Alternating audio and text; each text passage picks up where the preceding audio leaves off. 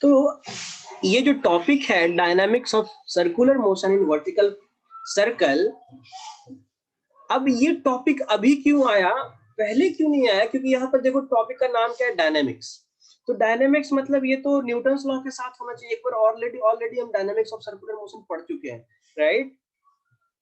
तो ये वाला वर्टिकल सर्कुलर मोशन उस वक्त क्यों नहीं है, ये बात हम लोग समझेंगे सबसे पहले। तो देखो बात दरअसल ये है कि यहाँ पर जब वर्टिकल सर्कुलर मोशन होता है तो अभी ब्लॉक यहाँ पर है, थोड़ी देर के बाद ब्लॉक जब यहाँ पर पहुंचेगा, ठीक है, तो केवल और केवल फोर्स यहाँ पर अफेक्ट नहीं होगा, इसकी वेलोसिटी भी अफेक्ट होगी, ठीक है। यहाँ पर टेंशन भी हर एक पॉइंट पे अंतर आएगा, और वो इसलिए अंतर आएगा क्योंकि हर एक पॉइंट पे काइनेटिक एनर्जी, पोटेंशियल एनर्जी, जो सब कुछ भी है, जितने भी क्वांटिटी है वो सब चेंज हो रहे होंगे। तो ये एक नॉर्मल मोशन नहीं, इसमें क्या होगा कि हर मोमेंट पे काइनेटिक एनर्जी और पोटेंशियल एनर्जी चेंज हो रहा होगा, टेंशन चेंज हो रहा होगा, वेलोसिटी चेंज हो रहा होगा, राइट? तो ये एक ऐसा टॉपिक है जिसको केवल और केवल डायनामिक्स से सॉल्व नहीं कर सकते। डायनामिक्स ऑफ सर्कुलर मोशन क्या कहता था कि net force acting toward centre is equal to mv square by r। तो केवल और केवल इस पार्ट के लिए अगर इस केवल एक कॉन्सेप्ट यहाँ पर लगाओगे तो आप पूरा कंप्लीट रिजल्ट यहाँ से नहीं निकाल पाओगे। तो इसीलिए ये हम लोग वर्क एनर्जी चैप्टर में इस चीज को पढ़ाई करते हैं। तो चलो अब हम इसके बारे में एक एक करके पढ़ाई करना स्टार्ट करते हैं। तो अभी हम लोग क्या मानते हैं कि एक स्ट्रिंग है इसके सेंटर से, ठीक है। अब इस स्ट्रिंग से एक बॉल जो है यहाँ पर इस तरीके से दिया हुआ है।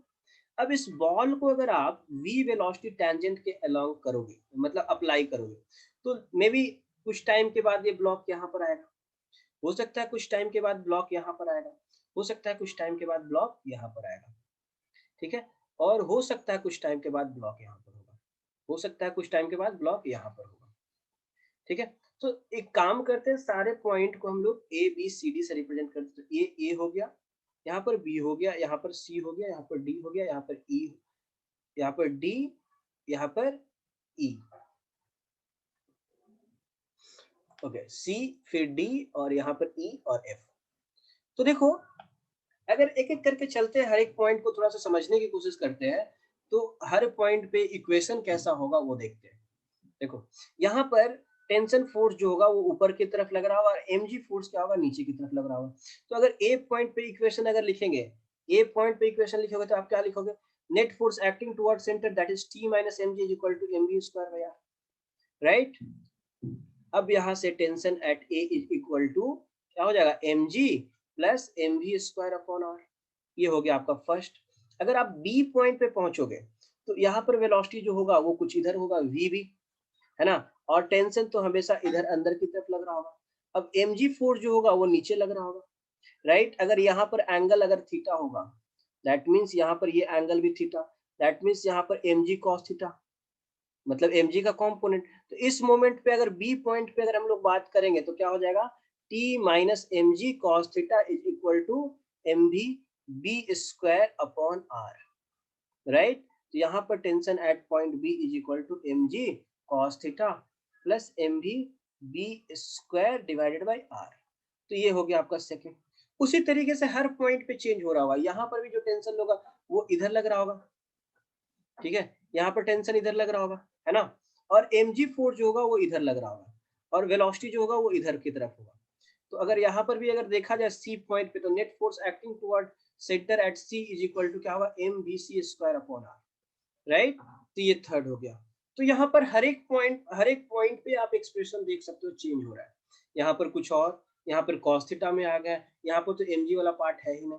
और अगर यहाँ की बात अगर आप करोगे तो टेंशन इधर और mg इधर लग रहा होगा, और अगर ये एंगल थीटा है तो फिर इस पॉइंट पे डी पॉइंट पे अगर हम लोग डिस्कस करेंगे तो क्या आ जाएगा, T D, net force acting toward centre plus mg cos theta, and that will be equal to mv square upon r और mv एट पॉइंट डी।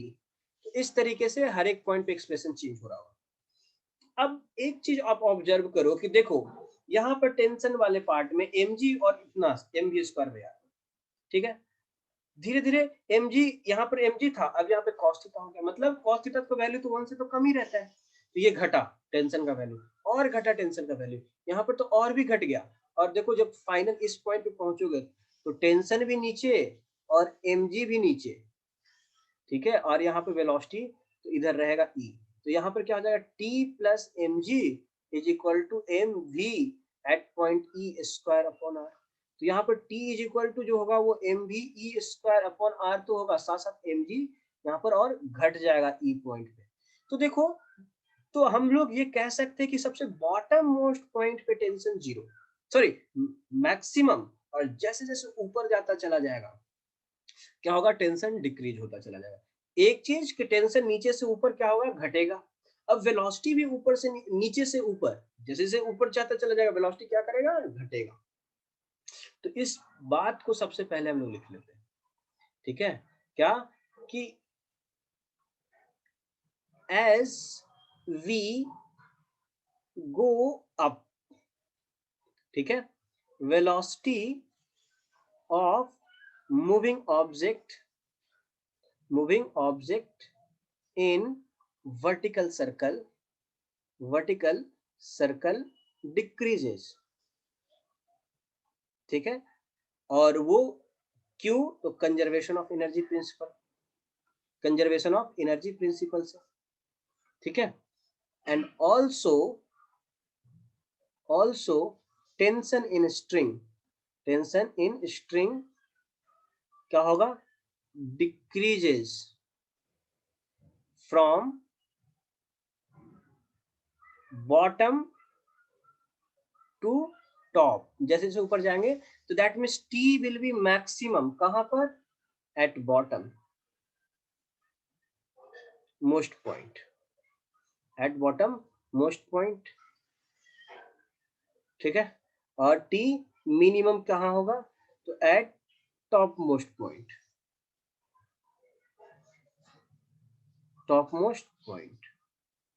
ठीक है। तो बॉटम मोस्ट पॉइंट और टॉप मोस्ट पॉइंट पे maximum tension और minimum tension की बात हो गया। अब देखो, अब यहाँ पर जब वर्टिकल सर्कुलर मोशन है, ठीक है, तो एक बहुत इंपॉर्टेंट बात बता रहे हैं तुम लोग को, और ये इंपॉर्टेंट बात क्यों है वो बताते हैं, क्योंकि यहाँ पर इन्हीं सारी चीजों के रिलेटेड क्वेश्चन पूछा जाए।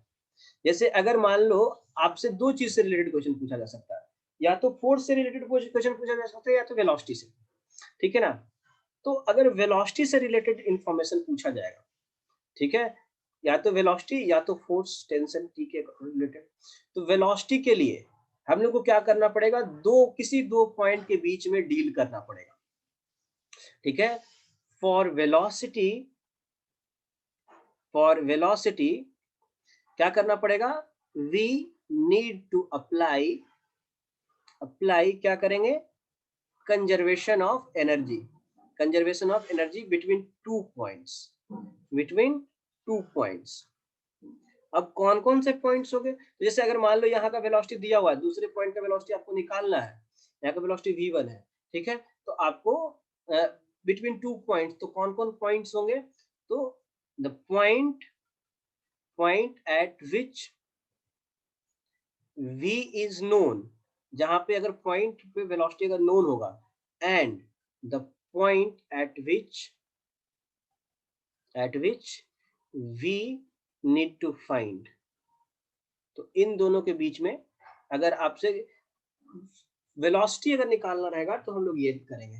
अब अगर टेंशन निकालना रहेगा तो टेंशन के लिए हम लोग क्या करेंगे कि हम लोग dynamics of circular motion apply करेंगे। क्या करेंगे, डायनेमिक, इस पॉइंट पे टेंशन निकालना तो इस पॉइंट पे डायनामिक्स ऑफ सर्कुलर मोशन, इधर mg लगाओ, फिर इसका इधर कंपोनेंट करो mg cos थीटा, तो इस तरीके से।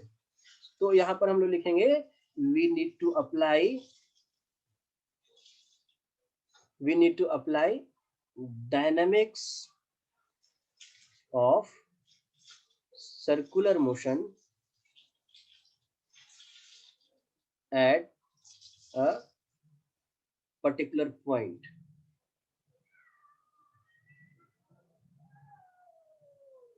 where t is to be determined।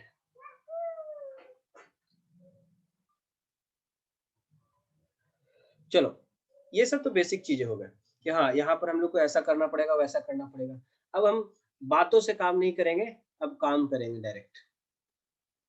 ठीक है, सबसे पहला बात ये है कि आपसे पूछा जाएगा कि condition for looping the loop, like कि यहाँ पर मतलब जैसे अगर ये अगर बॉल है यहाँ पर, अब इस बॉल को मिनिमम कितना वेलोसिटी दे दिया जाए सच दैट ये पूरा कंप्लीट सर्कुलर मोशन परफॉर्म कर लेगा। ठीक है ना, तो उस चीज के बारे में हम लोग अभी बात करेंगे। ठीक है, तो यहाँ पर क्या होगा, condition for looping the loop. ठीक है, तो जैसे यहाँ पर एक पॉइंट ए लेते हैं, ठीक है, और यहाँ पर दूसरा पॉइंट क्या लेते हैं, बी। अब देखो बात ऐसा है कि सर्कुलर मोशन कंप्लीट करने के लिए सबसे इंपॉर्टेंट पॉइंट जो रोल प्ले करता है वो है बी पॉइंट। एटलीस्ट आप यहाँ तक तो जरूर पहुंच जाइए। अगर यहाँ तक पहुंचने के बाद अगर थोड़ी सी वेलोसिटी आपके पास रहेगा तो आप इधर मूव करेंगे and then weight force will make you complete that circular path, so at least you need to move to point B। ठीक है ना, तो अब यहाँ पर बात करेंगे सबसे टॉप मोस्ट पॉइंट का। ठीक है, तो जब टॉप मोस्ट पॉइंट पे जब बॉडी पहुंचता है, ठीक है, जब बॉल जब वहां पे पहुंचेगा तो टेंशन फोर्स नीचे लगेगा, राइट, और mg फोर्स जो है वो भी नीचे लगेगा, और ये वेलोसिटी जो होगा वो इधर रहेगा, vb। अब देखो, अब सबसे पहले तो पार्टिकल कंप्लीट, सबसे पहले तो ये चीज तो लिख लेते हैं कि पार्टिकल कंप्लीट सर्कल तभी करेगा जब मतलब यहां से लेकर के यहां तक इस पूरे जर्नी में कहीं भी स्ट्रिंग जो है स्लैक ना करे। स्लैक करके दैट मींस टेंशन क्या हो जाएगा, जीरो हो जाएगा। ठीक है, तो सबसे पहले वो चीज लिख लेंगे कि particle will complete the circle if string does not slack। ठीक है, even at the highest point। ठीक है, दैट इज यहां से चल करके थीटा इज इक्वल टू पूरा यहां तक ऐसे। ठीक है, at theta is equal to pi. ठीक, दस टेंशन इन सेट। अब यहाँ पर 10 टेंशन जो होगा स्ट्रिंग में वो क्या होना चाहिए, ग्रेटर देन और इक्वल टू जीरो होना चाहिए। ठीक है ना, कहां पर, एट थीटा इक्वल टू पाई पे। थीटा इक्वल टू पाई पे मतलब ये एंगल पाई की बात कर रहे हैं। ठीक है, अब क्रिटिकल केस की बात करते हैं। तो क्रिटिकल केस ये कहता है कि कम से कम पार्टिकल यहाँ पर जो है, जैसे क्रिटिकल केस मतलब क्या कि मतलब मिनिमम कितना वेलोसिटी होना चाहिए सर्कुलर मोशन परफॉर्म हो जाए। ठीक है, तो जो क्रिटिकल केस की बात करेंगे तो इस पॉइंट पे वेलोसिटी को तो जीरो नहीं होगा। अगर जैसे वेलोसिटी जीरो होगा तो उसके बाद तो ये सीधा ड्रॉप हो जाएगा नीचे, तो वेलोसिटी को जीरो नहीं कर सकते, ये टेंशन को जीरो कर सकते हैं। ठीक है, तो इस चीज को हम लोग को यहाँ पर लिखना है कि इन क्रिटिकल केस। ठीक है, इन क्रिटिकल केस। चलो क्रिटिकल केस लिखने से पहले पहले इस एट बी पे लिख लेते इक्वेशन। क्या होगा, T plus M G is equal to M V B का स्क्वायर डिवाइडेड बाई एल, अगर इसका लेंथ एल होगा। अब देखो यहाँ पर वेलोसिटी तो जीरो नहीं कर सकते। ठीक है ना, क्रिटिकल केस मतलब सबसे मिनिमम पॉसिबल की बात करेंगे। ठीक है, तो यहाँ mg तो जीरो हो नहीं सकता, वेलोसिटी को जीरो नहीं कर सकते, टेंशन को ही जीरो कर सकते, यही एकमात्र हमारे पास उपाय है। ठीक है, तो put t equal to zero. ठीक है, put t equal to zero. अब यहाँ पर जब टेंशन को जीरो पुट करेंगे तो ये इक्वेशन क्या आ जाएगा, mg is equal to m vb square divided by l। तो यहाँ से जो रिलेशन आएगा वो आएगा क्या, minimum velocity at point b will be equal to क्या, root gl। So this much amount of velocity must be there to complete circular motion. मतलब आप कहीं से भी बॉल को फेंको, सर्कुलर मोशन आपको कंप्लीट कराना है ना, तो कंप्लीट कराने के लिए यहाँ पर जो वेलोसिटी होना चाहिए वो कम से कम रूट जीएल के बराबर होना चाहिए, where L is length of string. ठीक है ना, अब यहाँ पर v मिनिमम का वैल्यू एक काम करते हैं, रूट जी आर लिख देते हैं, वेयर आर क्या हो गया यहाँ पर, रेडियस। ठीक है, यहाँ पर आर क्या हो गया, रेडियस। ठीक है, तो इतना मिनिमम वेलोसिटी तो इस पॉइंट पे होना ही चाहिए, तभी जाकर के सर्कुलर मोशन हो पाएगा, अदरवाइज सर्कुलर मोशन नहीं हो पाएगा। ये सबसे पहले हम लोग को क्लियर हुआ, ठीक है। तो फिर हम लोग को क्वेश्चन एक और आता है कि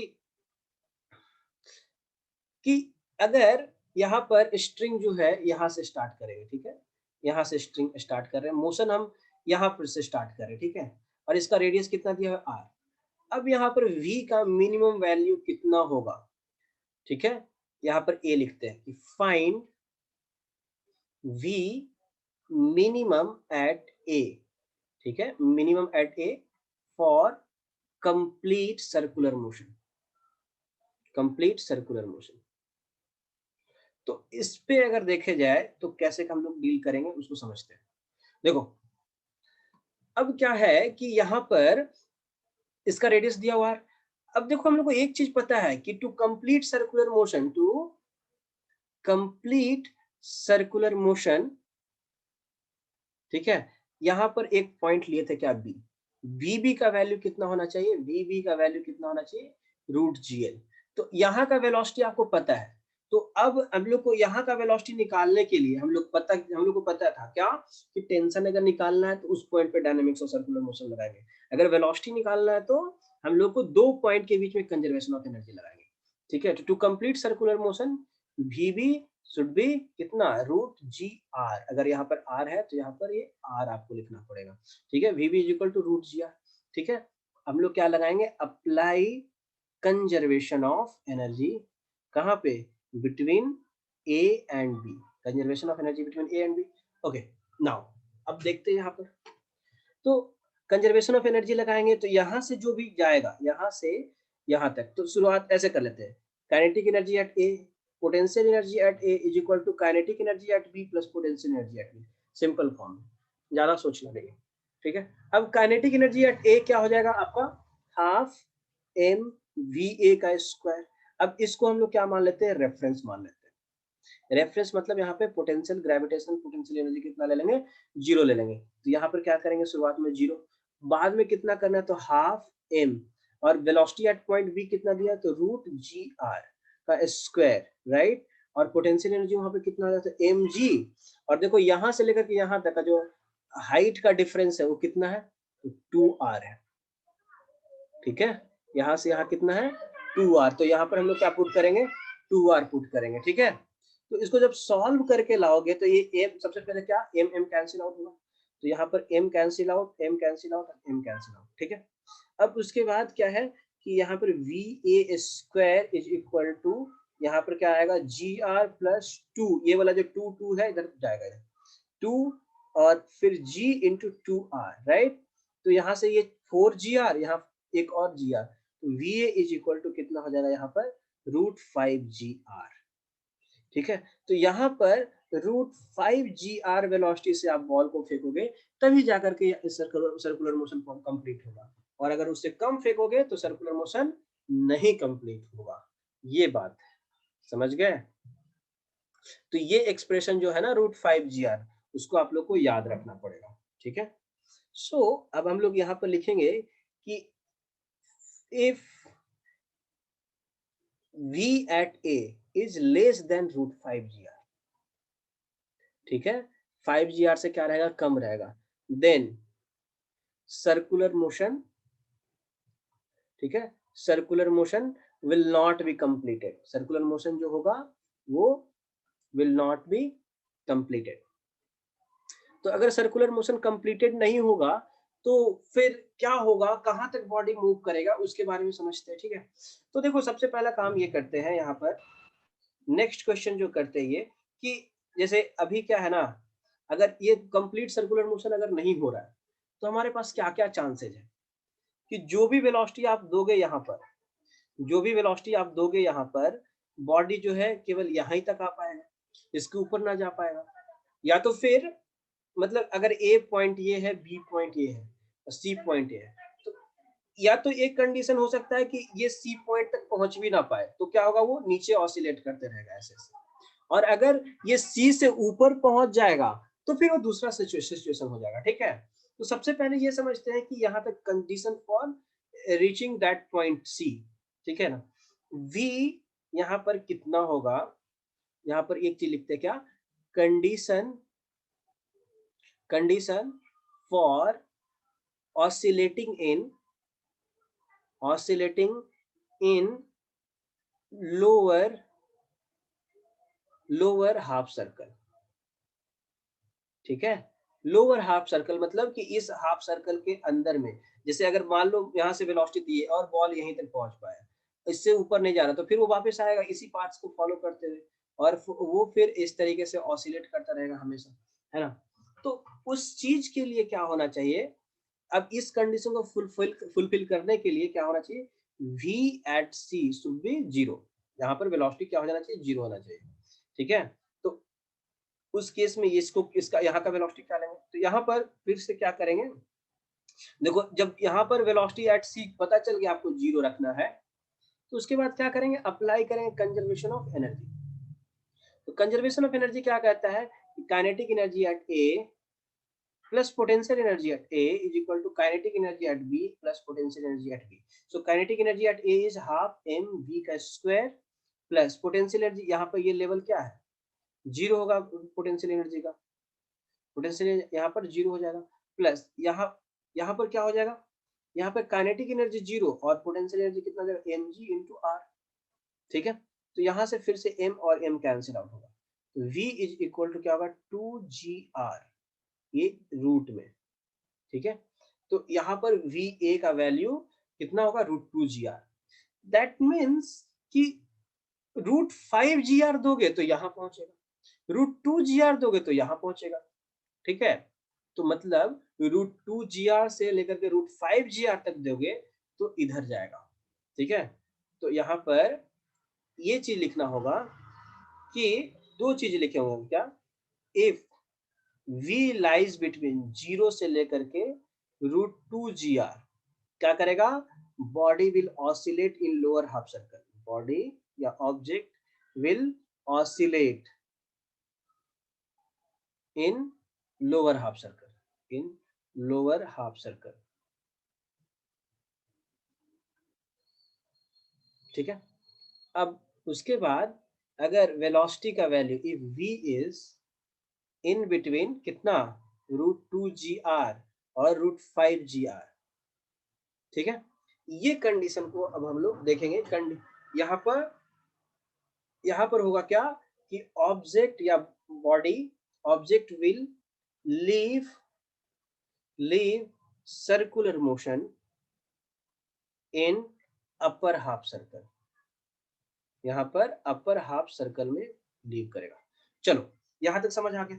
अब देखो, अब हम लोग नेक्स्ट जो कंडीशन लेकर के चलेंगे वो यही वाला कंडीशन लेकर के चलेंगे, कौन सा, कि अगर कौन सा, v जो है वो √2gr से क्या होना चाहिए, ज्यादा, और √5gr से क्या होना चाहिए, कम, ये कंडीशन। तो अगर ये कंडीशन होगा, तो अगर यहाँ पर हमारे पास ये सर्कल है, ठीक है, यहाँ पर ये एक सर्कल है, और बॉल को हम लोग कहाँ से फेंक रहे हैं, इसके यहाँ से फेंक रहे हैं, ठीक है, और ये स्ट्रिंग आपको इस तरीके से कनेक्ट करके दिया हुआ है। अब ए पॉइंट पे इनिशियल जो वेलोसिटी आप दे रहे हो क्या है, ई, ये है आपका हॉरिजॉन्टल लाइन। तो कहीं ना कहीं बीच में यहाँ पर जाकर के एज सच यहाँ पर लेट से कि सर्कुलर बी पॉइंट पे मान लेते हैं, बी पॉइंट या कुछ पी पॉइंट मान लेते हैं, पी पॉइंट यहाँ पर है जहां पर सर्कुलर मोशन ब्रेक होगा, ठीक है। तो let P is the point, P is the point at which क्या होगा, circular motion breaks, circular motion breaks, ठीक है। तो अब इस पॉइंट पे जब सर्कुलर मोशन ब्रेक हो रहा होगा, तो हम लोग को ये सोचना है कि क्यों ब्रेक हो रहा है, ठीक है। क्यों ब्रेक हो रहा है कहने का मतलब कि यहाँ पर क्या वेलोसिटी जीरो हो रहा है या फिर टेंशन जीरो हो रहा है, दोनों में से क्या जीरो हो रहा है, ठीक है। तो सबसे पहले यहाँ पर क्या करते हैं, टेंशन का फोर्स ऐसे लगा देते हैं और AMG ऐसे लगा दिए, ठीक है। अब यहाँ पर हम लोग को एंगल लेना पड़ेगा, तो एंगल क्या कर लेते हैं हम लोग, यहाँ से वर्टिकल से ये एंगल थीटा ऐसे मान लेते हैं, ठीक है। तो ये एंगल भी थीटा हो गया, तो मतलब इस mg का कंपोनेंट इधर कितना हो जाएगा, तो mg cos थीटा। तो नेट फोर्स अब यहाँ पर वेलोसिटी जो है मान लेते क्या vp, तो यहाँ पर एट p देखा जाए, तो mg cos theta plus tension is equal to mvp square upon r, इसका रेडियस यहाँ पर r दे देंगे। अब इसको समझते हैं, ये एक्सप्रेशन बताएगा कि क्या पॉसिबिलिटी है। सर्कुलर मोशन ब्रेक हो रहा है, तो देखो दो ऑप्शन है हमारे पास, या तो टेंशन को जीरो करना या तो इसको जीरो करना। अगर हम टेंशन को जीरो कर देते हैं तो कुछ ना कुछ तो वेलोसिटी मिलेगा, लेकिन अगर वेलोसिटी को जीरो कर देंगे तो टेंशन इज इक्वल टू हो जाएगा, फिर अगर वेलोसिटी को जीरो करोगे तो ये पूरा टर्म जीरो हो जाएगा, और अगर ये पूरा टर्म अगर जीरो हो गया that means tension is equal to minus mg cos theta, और जो minus mg cos theta that means tension negative, tension negative तो पॉसिबल ही नहीं है। ठीक है, तो इसीलिए यहाँ पर वेलोसिटी को जीरो नहीं, टेंशन को जीरो होना पड़ेगा। ठीक है, तो ये चीज को समझना होगा कि tension in the string, tension in the string will be zero, will be zero at p, not v will be zero। ठीक है, वेलोसिटी यहाँ पर जीरो नहीं होगा। ठीक है, तो जब ऐसा सिचुएशन हो गया वेलोसिटी, तो अब यहाँ पर put t equal to zero, so then put t equal to zero, tension का वैल्यू यहाँ पर जीरो पुट कर दो, रिजल्ट क्या आएगा, तो mg cos theta that will be equal to क्या हो जाएगा, mv का स्क्वायर डिवाइडेड बाय r। ठीक है ना, mv का स्क्वायर डिवाइडेड बाय r, तो यहाँ से एक एक्सप्रेशन आ जाएगा आपको कि cos theta is equal to v square divided by r, ये आ गया आपको पहला इक्वेशन। ठीक है, cos theta is equal to v square by r। अब यहाँ का वेलोसिटी जो है, और अब देखो एक चीज और है, जब यहाँ पर टेंशन जीरो हो गया और वेलोसिटी अभी भी है, तो उसके बाद क्या होता है, यहाँ के बाद क्या होता है बताते हैं। यहाँ के बाद टेंशन जीरो हो गया तो मतलब ये स्ट्रिंग जो, अब ये बॉल जो है सर्कुलर मोशन करने के लिए वो कंपेल्ड नहीं है, वो फ्री हो गया, तो और उसको एक पर्टिकुलर एंगल पे टेंजेंट के अलावा वेलोसिटी मिल गया, तो अब इसके बाद ये एक पैराबोलिक पाथ परफॉर्म कर, प्रोजेक्टाइल की तरह ये मोशन करेगा।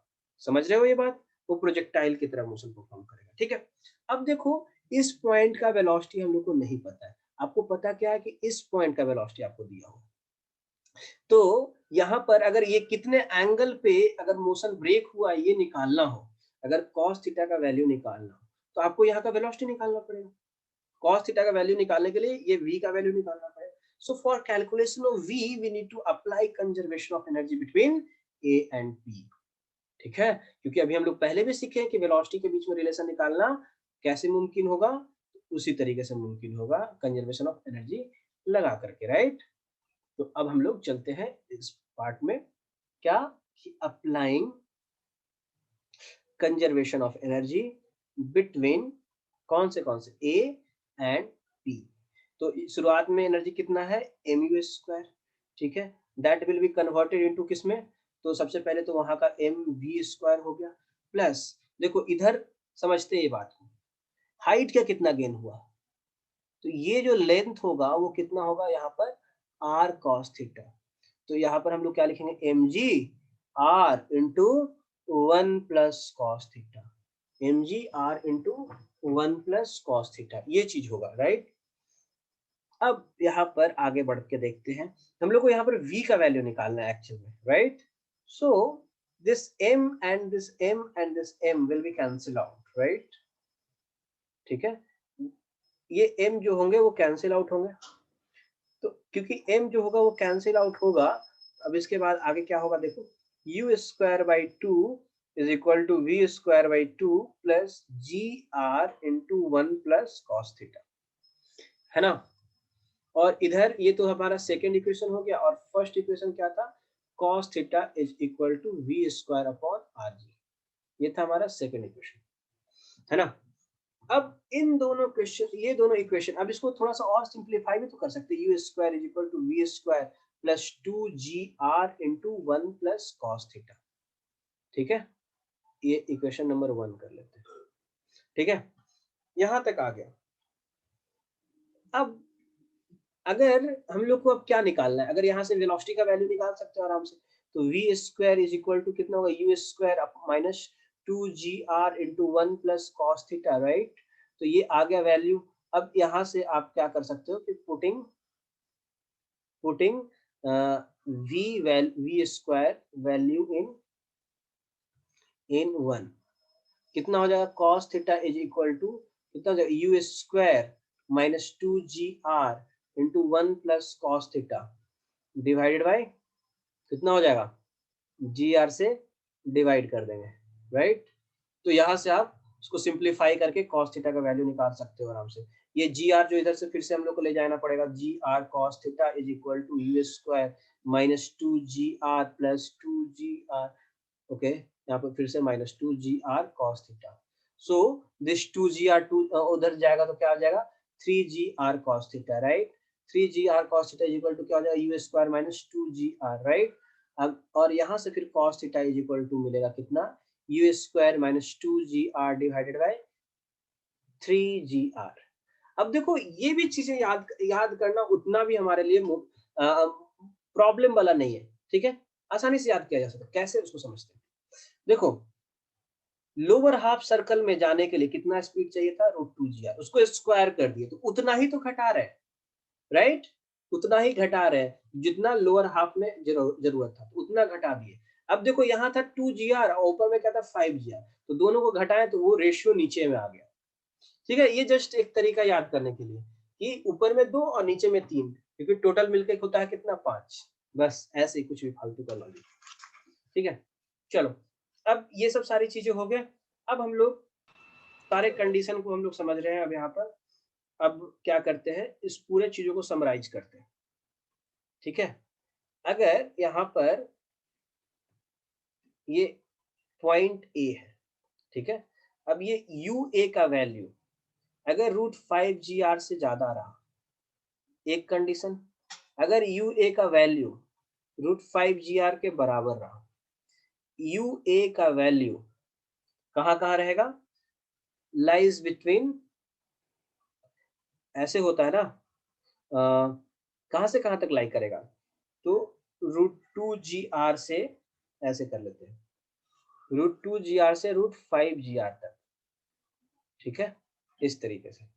और फिर यू ए का वैल्यू जो होगा वो 0 से लेकर के कहाँ तक, √2gr तक, ठीक है। तो ये सब सारे कंडीशन हो गए, और एक कंडीशन इसमें और डालना पड़ेगा, u A is equal to 2gr, ठीक है। ये सारा कंडीशन हो गया। अब इन सारे केसेस में टेंशन कहाँ जीरो होगा, कंटिन्यू करेगा सर्कुलर मोशन या नहीं, ये आप लोग को पता है। यहाँ पर सर्कुलर मोशन कंप्लीट होगा, ठीक है, और यहाँ पर ये बी पॉइंट है, तो टी बी जो है वहां पर 0 से बड़ा होगा। लेकिन इस केस में क्या होगा, सर्कुलर मोशन कंप्लीट तो होगा, लेकिन टेंशन एट पॉइंट बी जो हो जाएगा वो क्या हो जाएगा, 0 हो जाएगा, ठीक है। अब अगर इस पॉइंट, इस पार्ट में अगर बात करेंगे तो क्या होगा कि इनकम्प्लीट सर्कुलर मोशन होगा, है ना। और टी, इसको हम अगर हम लोग सी पॉइंट मानेंगे, T will B 0 in between कहाँ कहाँ, बी एंड सी, एक टेबल हम लोग बना लेंगे। और यहाँ पर क्या हो जाएगा, तो यहाँ पर क्या हो जाएगा कि v एट सी वो हो जाएगा 0, इस पॉइंट तक आते आते वेलोसिटी क्या हो जाएगा, 0 हो जाएगा, ठीक है, और सर्कुलर मोशन कंप्लीट हो भी नहीं पाएगा। और यहाँ पर क्या होगा कि oscillate in lower half circle, in lower half circle. अब देखो यहाँ तक तो हम लोग को समझ में आ गया।